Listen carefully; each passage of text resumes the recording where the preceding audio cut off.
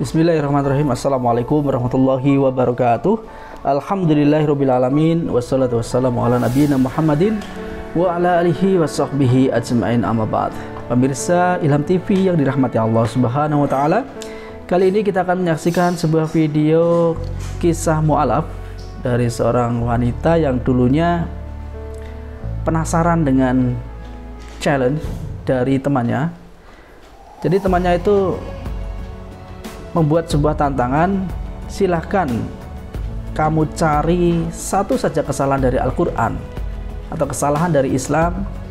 Kalau kamu dapat mencarinya, kalau kamu dapat menemukan satu saja kesalahan dari Al-Qur'an, maka aku siap masuk agama Kristen. Dan dikiranya tantangan ini sangat remeh, dikiranya sangat gampang untuk menemukan satu kesalahan dari Al-Qur'an. Ternyata memang gagal total. Tidak ada satupun kesalahan dijumpai di dalam Al-Quran. Baik, bagaimana ceritanya? Mari kita simak video berikut ini. Oh, you can edit it. My Islamic name is Jameela. My English name is Julie. I'm 52 years old and I've been a Muslim for over 20 years. My parents were 100% English. I was born in a small village called Denton in the middle of nowhere, and lived in Northamptonshire most of my life.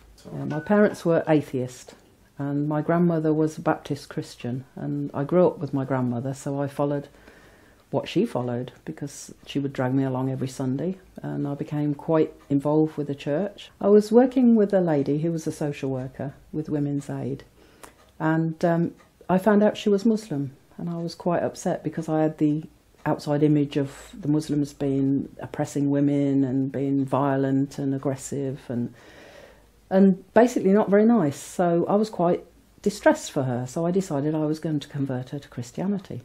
And after a few months, she got fed up with me. So she said one day, right, I give you a challenge.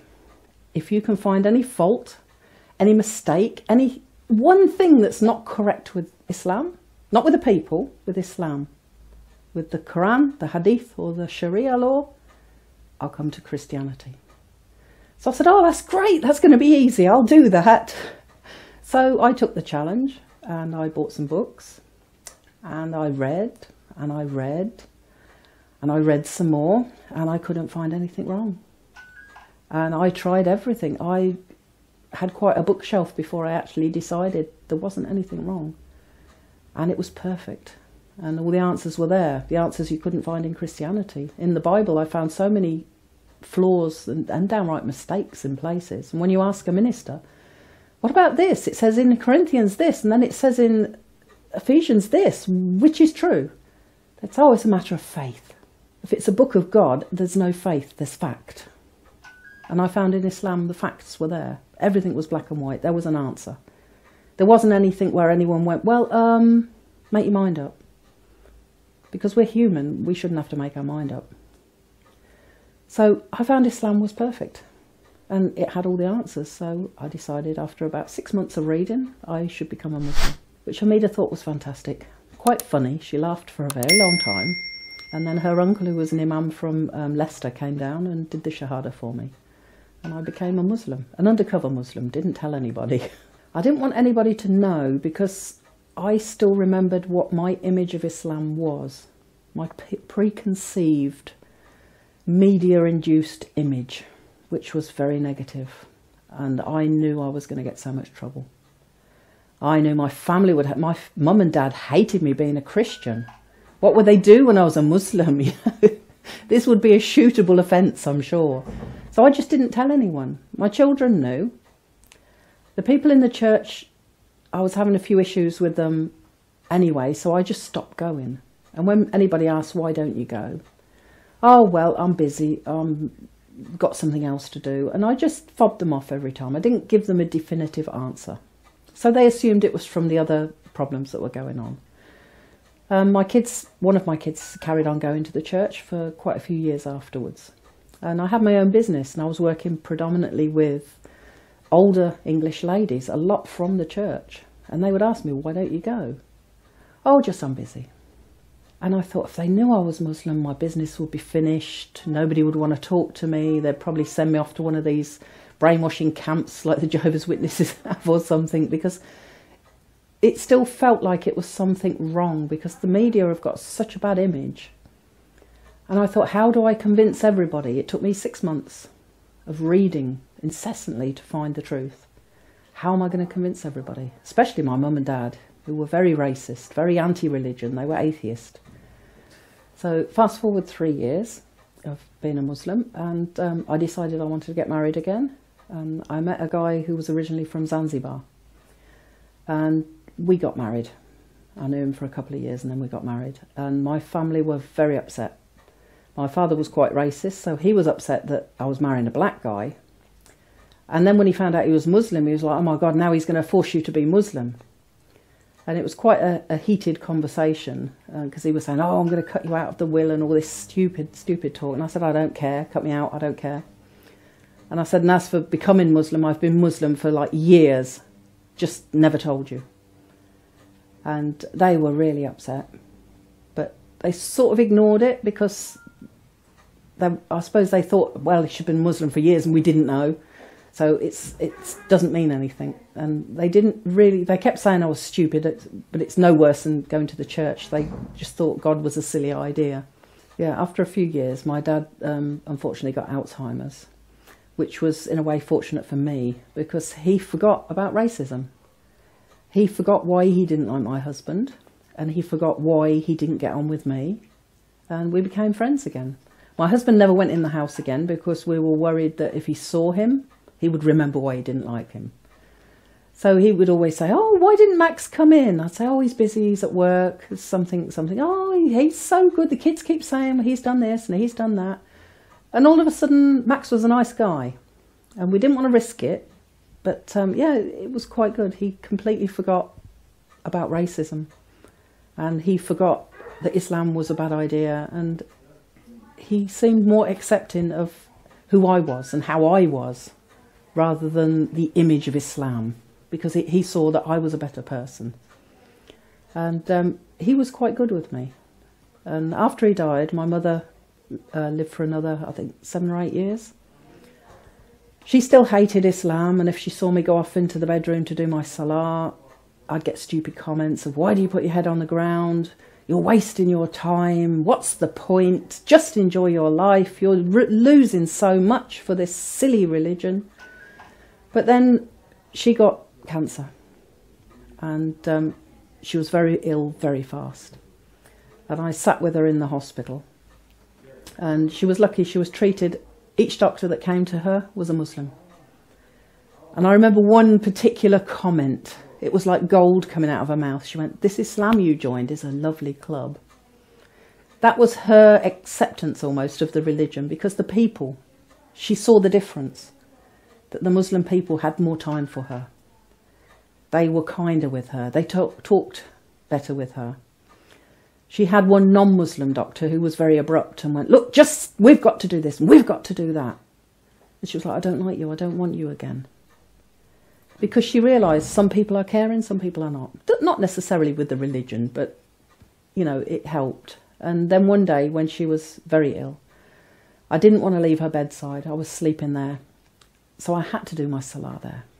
She was resting, so I pulled the curtain round. And I started doing my salah, and she started waking up. And I thought, what do I do? Do I stop my prayer? Do I talk to her? Do I wait for her to call me? What do I do? So I just carried on praying, and she's moaning and groaning and waking up. And then she went quiet, and I thought, oh, thank God for that, she's gone back to sleep. So I finished my prayer, and when I got up, it was like a different person. She said to me, oh, I hope you prayed for me.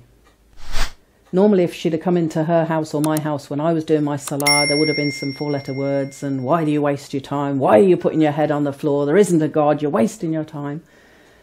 But all of a sudden, she seemed to realise that this was important. And there was one saying I always used to have, even as a Christian. I did a lot of volunteer work. My mum didn't approve. And I'd always say to her, I'll get paid in the next life. And one day in the hospital, there was an old lady sitting opposite my mum. And there isn't enough nursing staff. And she was sliding out of her chair. And she got her feet on the cold floor.